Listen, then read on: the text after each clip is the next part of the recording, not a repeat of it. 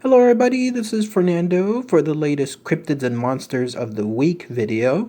Alright, let's do another entry here when it comes to these random page suggestions there on the cryptids.wikia.com website. As always, I just let a random page select what I'm going to talk about, and if it hasn't been something I've talked about before, then it's a great way to just see what it showcases. In this case, it has to do with a fascinating creature that's apparently found in Scotland. Specifically, if you go into any of the bodies of waters that are located there, although it's a very dangerous creature to come about. So if you definitely want to avoid any kind of risk or harm associated with you, then it's best to be careful anytime you're in Scotland and you're in certain bodies of waters. But it has to do with this. You're looking at it now. It goes by several names, but at least its more official name is known as the Burach Bhadi. So let's go ahead and let's talk about all the fascinating info associated with this mysterious cryptid. So what is this Burach Bhadi? Well, it goes by another name also as the wizard's shackle.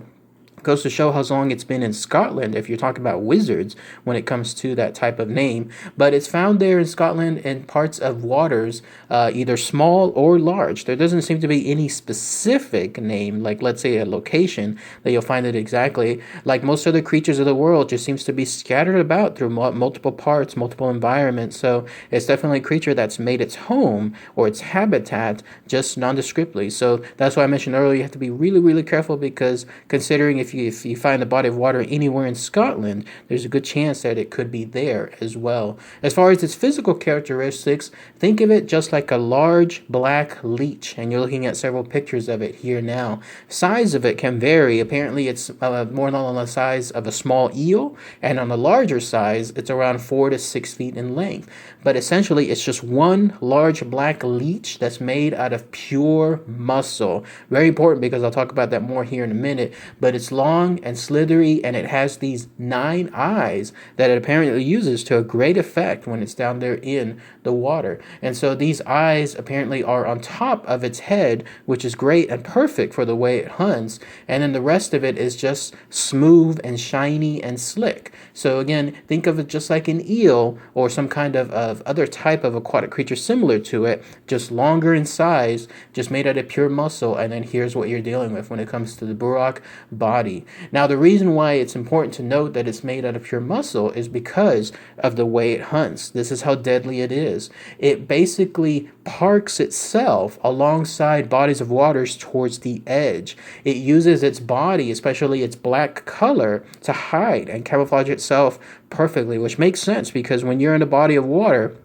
all you see pretty much, if you're looking downward, is darkness. So imagine if you saw this thing, or if this thing was essentially coming up from the bottom upward, you would have no chance of seeing it at all. All you would see is just maybe some kind of camouflage-like body of darkness that's slowly moving about, but by then it's too little too late. But it definitely rides on the sides of these bodies of water for one purpose. It'll latch itself onto anything trying to swim or come across that small waterway. It specifically attaches itself to the smaller ones, to the small waterways, because it knows that's a greater chance of things going across it. Doesn't that make sense? Doesn't that make much more perfect sense when it comes to this type of environment? If it was doing it more on the deeper bodies of water, good chance finding someone trying to come across it. But instead, the shallower ones, that's when it'll definitely happen there. And then when it sees its prey and it's able to attack, this is what it does.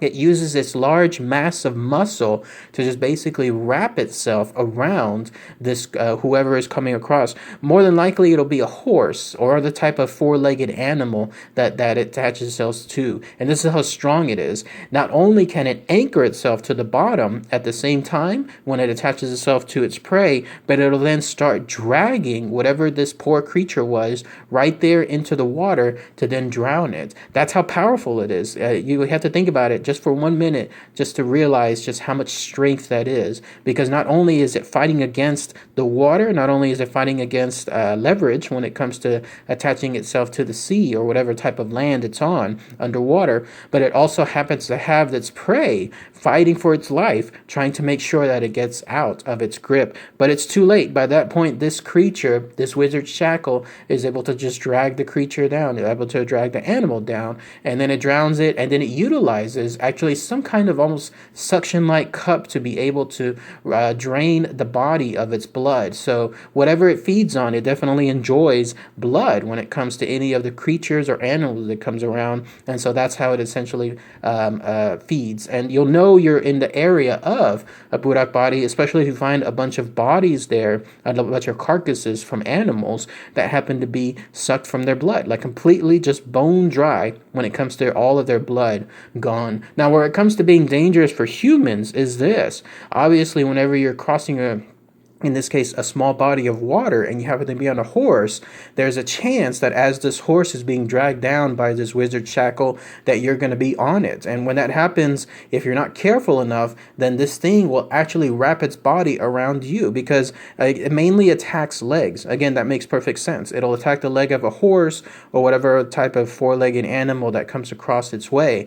But if your leg happens to be caught in that grip, then it's very, very hard, apparently, to escape because of the power associated with this creature. So in other cases where if a human is on the horse, but it happens to be in that unfortunate timing where its body is also right at that moment by the horse whenever this wizard shackle attacks, then the human will also find itself as a meal afterward. It's one of those deals where it's more of a worst time in the world when it comes to being across that small body of water. I imagine, though, that you can escape if, let's say, you're walking across the waterway along with the horse. Let's say you're just leading it somewhere and then it attacks the larger animal. That seems to be the case too. Like, it recognizes which one is the larger feeding source in between a horse or a human, because a horse, it's its delicacy. It definitely enjoys horses as opposed to most other type of animals. But it'll recognize which one is the larger one and then drag the larger one down, because also, that makes sense. It's a larger animal to feed on for who knows how much longer than as opposed to a tiny little human. So this Burach Bhadi definitely knows what it's doing when it comes to sneaking up on its prey, using its shadowy-like body to be able to attack, and then the rest is history when it comes to becoming a food for this creature. Interestingly enough, it's pretty much a hunter all its entire life. When it's not sleeping and it sleeps at night, it definitely attacks during the day, because as another turn of events that makes more sense, it doesn't do it at night because there's less prey crossing across the waterways. Instead, it just primarily hunts at during the day when there's more active prey around, and then it utilizes the nighttime to sleep. But during that time period, that's all it does during the day. It just moves about. Apparently, it's an excellent swimmer, and it's able to move about with very high sense of speed, and that's all it does throughout most of the day. The only Burach Bhadi that actually hunt at night are the smaller ones. Apparently, the younger ones or the female ones who are at risk of having any kind of damage from the larger Burach Bhadis, more on that in a minute, they actually hunt at night in order to be sure that they're safe. And then they do so with whatever kind of, if you call those scraps of meals that come across the waterways, only because you would think that with more nocturnal animals, like the ones that come out at night on their own, out there in the forests of the world, especially there in Scotland, you would imagine that those would be the smaller animals. So they have to kind of find the slim pickings here and there when it comes to hunting at night, but they do so to try to stay safe.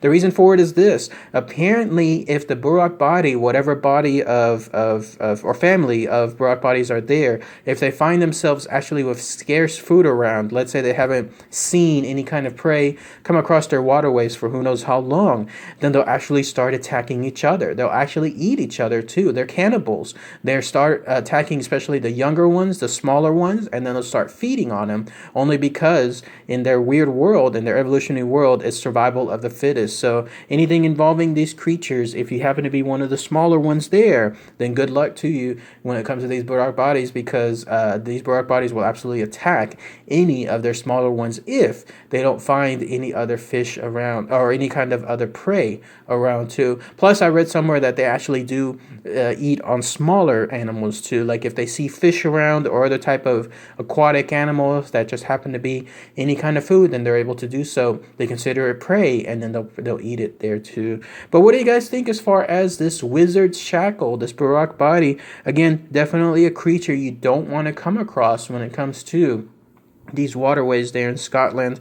Apparently, it's pretty easy to just avoid it. If you could actually find a way to go across land, as opposed to, let's say, just taking a small chance of a small waterway, then you'll be fine, because these things are completely aquatic. They cannot go onto land.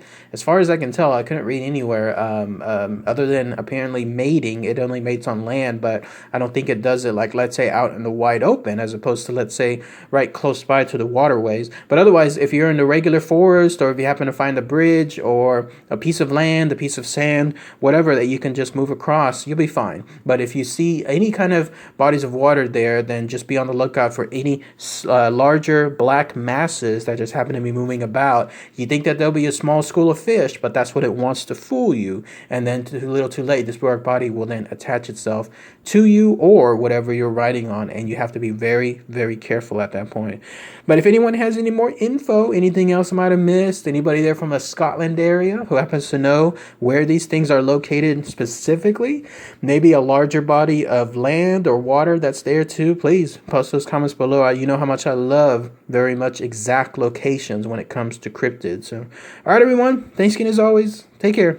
Bye.